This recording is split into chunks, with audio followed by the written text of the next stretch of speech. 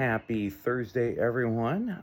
This is going to be a smaller scale weather synopsis for Friday. I'm focusing mainly on far eastern Kansas and western Missouri for this piece because of something that's seemingly not being shown when you're looking at the typical weather forecast. So I wanted to bring that up real quick.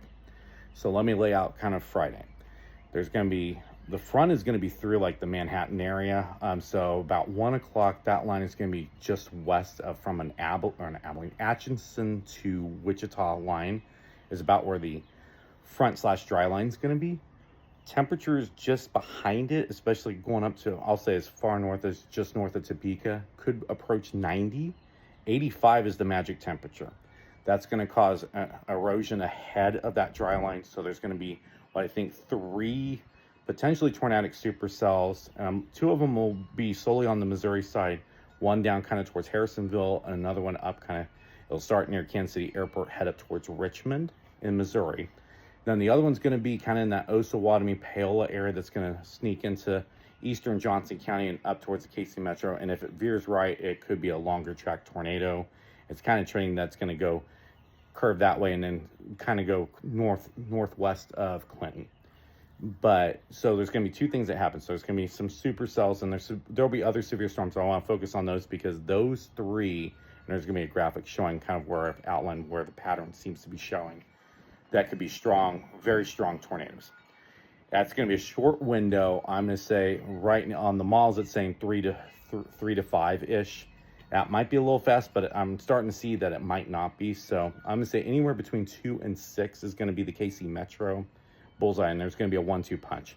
So with the way the models are trending, those supercells are going to be on the east side of the KC Metro area between 3 and 5. And then there's going to be another line that forms along that cold front that's going to push into the QLCS line of storms are going to be off to the east by that point.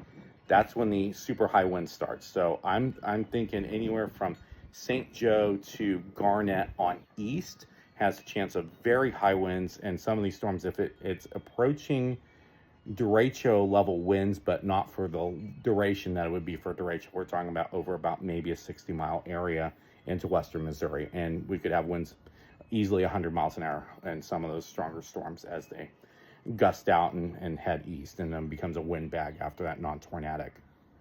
The dew points are going to be near 70 in southeast Kansas, 65 farther up, and like down into the upper 20s, low 30s in the Manhattan area. So all the conditions look like they're going to be there, and the cap is going to erode just enough. There'll be supercell and then quickly upscale after that. So I think your tornado window is 2 to 6, and then after that, it's going to be more of a wind bag, and early stages wind bag with hail, and then over time it's just going to be a wind bag. So for areas in far eastern Kansas, western Missouri, especially KC Metro area, Kansas and Missouri side, stay weather aware Friday. I think the south and east side of the metro area has the best chance of tornadic thunderstorms, and some of these could produce strong to violent tornadoes. So that's just a cautionary tale. It's going to be a short window, but everything's pointing to about 3 supercells that have the potential of doing that when I'm looking at all the different trends in the HRRR from 12Z. So let me know if you have any questions, and if it looks like it's going to be super on and it holds, I may do a chase in east of the KC Metro area tomorrow on my day off of work. And let me know if you have any questions.